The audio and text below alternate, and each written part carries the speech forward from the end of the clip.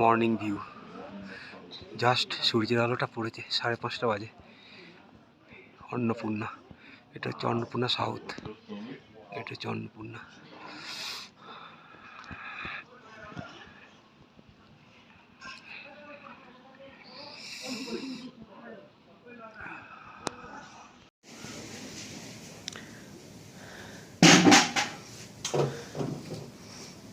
Annapurna south. আমরা যেইখানটায় রয়েছি, যেই রুমে রয়েছি, তার থেকেই আমরা এই রুমটায় রয়েছি।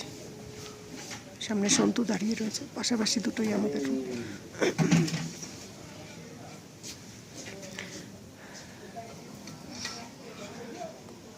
এখান থেকেই যার দৃশ্য দেখা যাচ্ছে,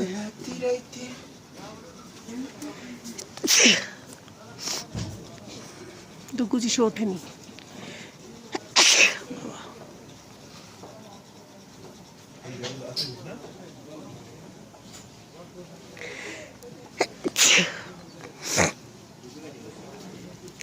সবাই আরেকটু এগিয়ে যাচ্ছে अन्नपूर्णार ভিউ দেখবে বলে।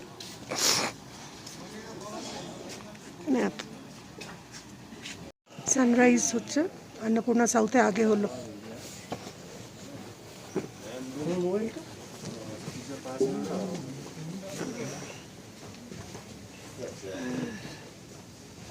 এরপরে ওই ছোট্ট পিকে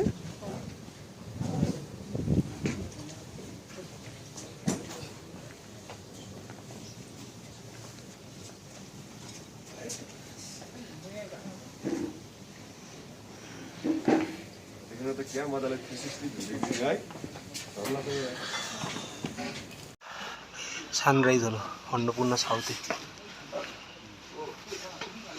এখনো অন্নপূর্ণায় সানরাইজ হয়নি, এখানে সানরাইজটা হয়ে গেছে।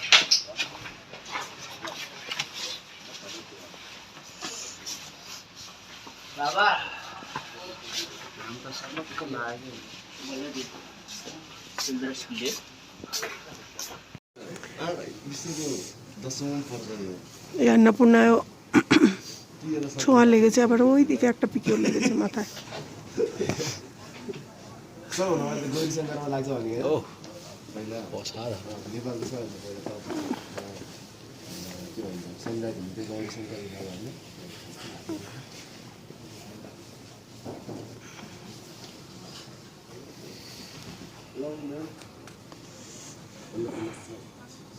অন্নপূর্ণা সাউথে সানরাইজ হয়ে গেছে, আস্তে আস্তে অন্নপূর্ণাতে হচ্ছে সানরাইজটা আসছে আস্তে আস্তে।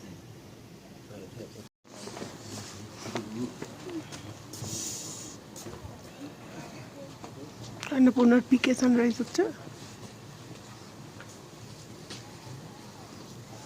আর এদিকে পুরো সানরাইজটা হচ্ছে। সানবাথ।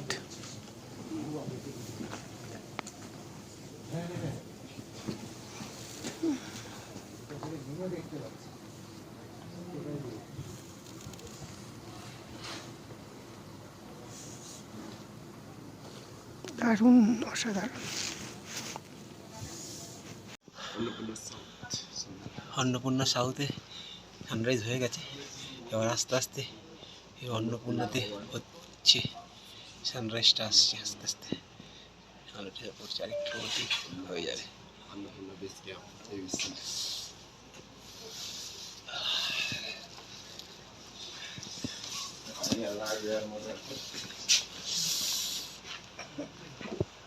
যিশু দুর্গটাকে দেখাও না একটু। ডাকতে পারছি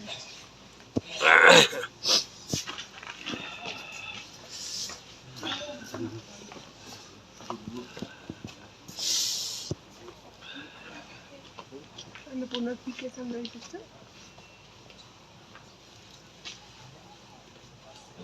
অন্নপূর্ণায় এবার সানরাইজটা হচ্ছে।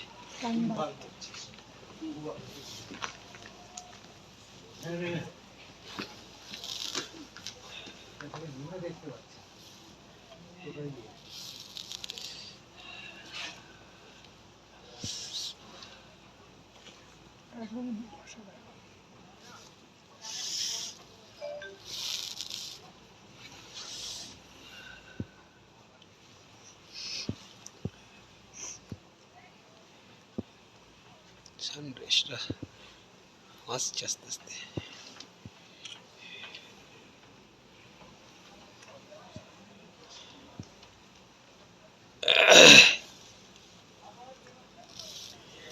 এটা তো অনেকটাই হয়ে গেছে।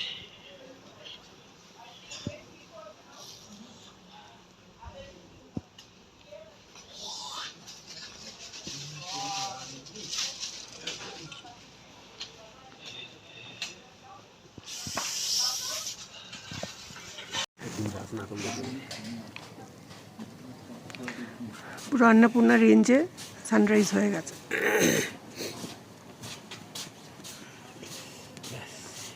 এটাই দেখাচ্ছিল, পান উপরে দেখে নে।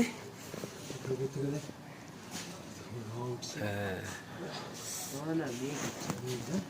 মেঘ না, ওই বরফটাই সূর্য পড়েছে তো ইভাপোরেট করছে, বাষ্পীভূত হয়ে যাচ্ছে। মেঘ তো অত উপরে আর মেঘ থাকে নাকি? ও তো 8,000 মিটার, এই সব এরিয়াতে মেঘ থাকে। আমরা 6:30 বাজে আমরা নেমে এসছি অন্নপূর্ণা থেকে। পুরো সানরাইজ হয়ে গেছে। আজকে আমাদের গন্তব্য হচ্ছে ব্যাম্বু। দেখি কত দূর যাওয়া যেতে পারে। সন্তু যিশু, সন্তু দুর্গা, পেছন পেছন ডগি কুমার।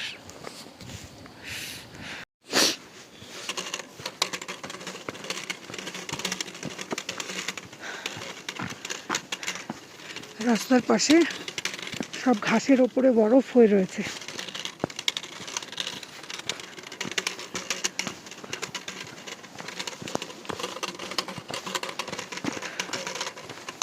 এগুলো সব বরফ হয়ে রয়েছে। নদীর জল বরফ হয়ে রয়েছে। আমরা মচ্চাপুচ্ছারে বেস ক্যাম্পের দিকে এগোচ্ছি।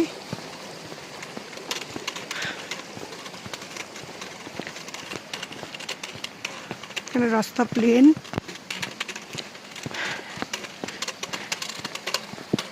বরফ হয়ে রয়েছে পুরো জলটা।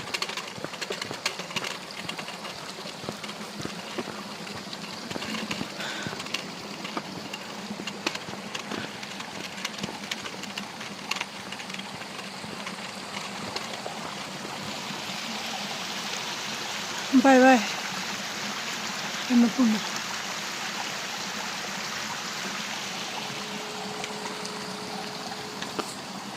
এগুলো পাহাড়ি তুলো গাছ।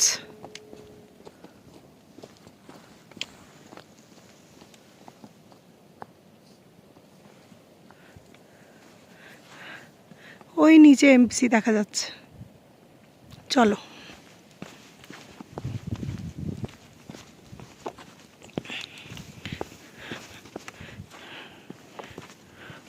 প্রচুর তুলো হয়ে রয়েছে।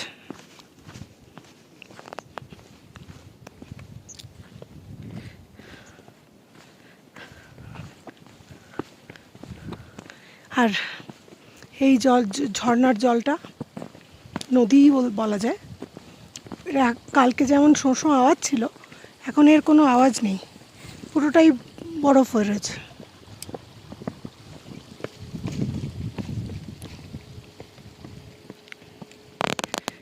এগিয়ে যাই।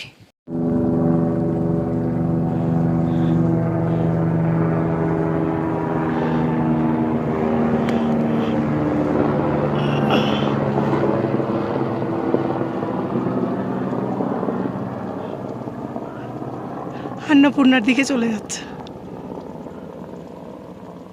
মচ্চাপুচ্ছারা থেকে প্রায় ঘন্টা 2 নিচে নেমেছি, সেই পাহাড়ের মাথার থেকে দিয়ে।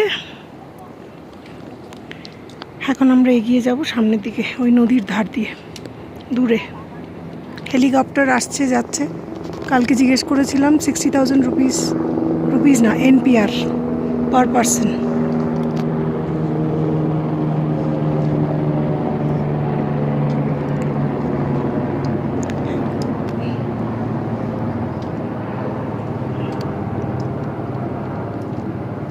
চলে গেল। এবার এগোবো।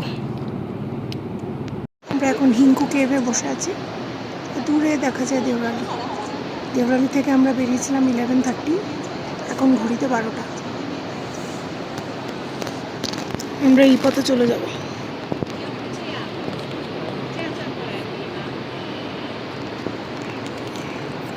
ছিটে ফোঁটা বৃষ্টি পড়ছে। চল দুপুর 1:10 বাজে আমরা হিমালয়া চলে এসেছি।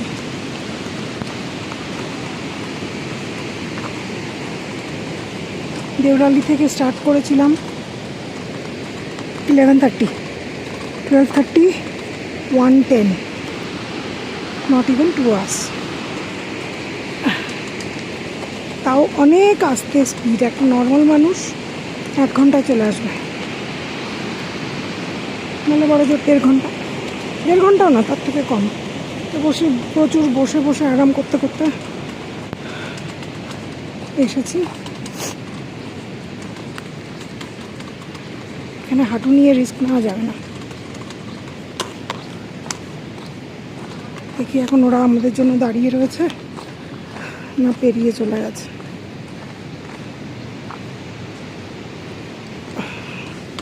একটু নিচে যাই।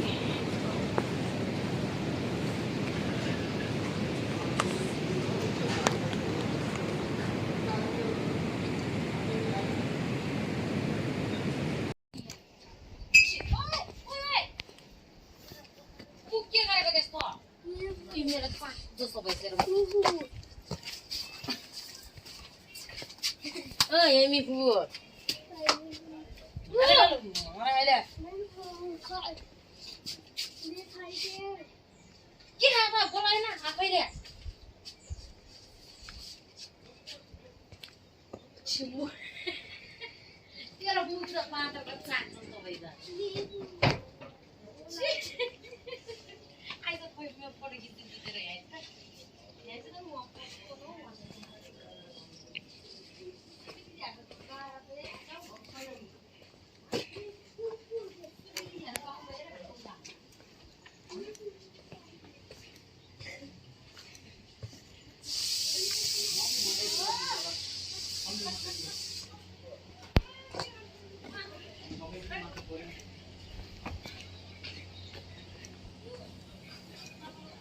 काठमाडौँ फर्किन्छु 1-2 दिन बसेर आउँछु अनि यता यो के अरे उसमा त आधी घन्टा झर्नुपर्ने छ।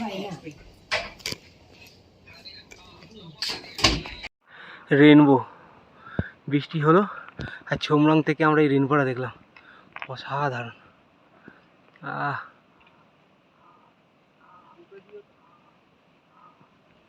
আজ আমাদের ট্রেক কমপ্লিট হয়ে গেল। আজ ব্যাম্বু থেকে সকালবেলা 8:30টায় বেরিয়েছিলাম। বেরিয়ে আমরা ঝিনুডান্ডা চলে এলাম। ওখান থেকে আমাদের গাড়ি ওয়েট করছে আমাদের জন্য।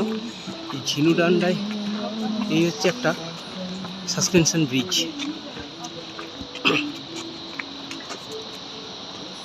ওপারটায় সব গাড়ি স্ট্যান্ড আছে, ওই যে ওখানে আমাদের গাড়িও আছে নিশ্চয়ই। এই হচ্ছে ঝিনুডান্ডায় সাসপেনশন ব্রিজ। আমার দেখা নেপালে সবথেকে বড় সাসপেনশন ব্রিজ, মানে এই রুটে, ABC রুটে। এই রুটে এরকম অনেক সাসপেনশন ব্রিজ আছে। আর একটা বড় সাসপেনশন ব্রিজ আমরা দেখেছিলাম ছোমরং টু সিনুয়া যাওয়ার পথে, কিন্তু ওটা এতটা বড় নয়, এটা বিশাল।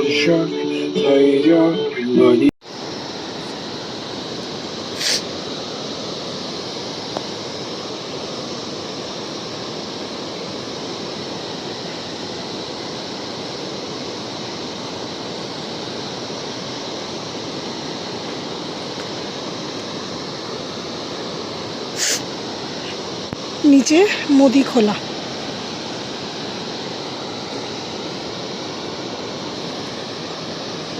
আর ওই ওপরে ঝিনু।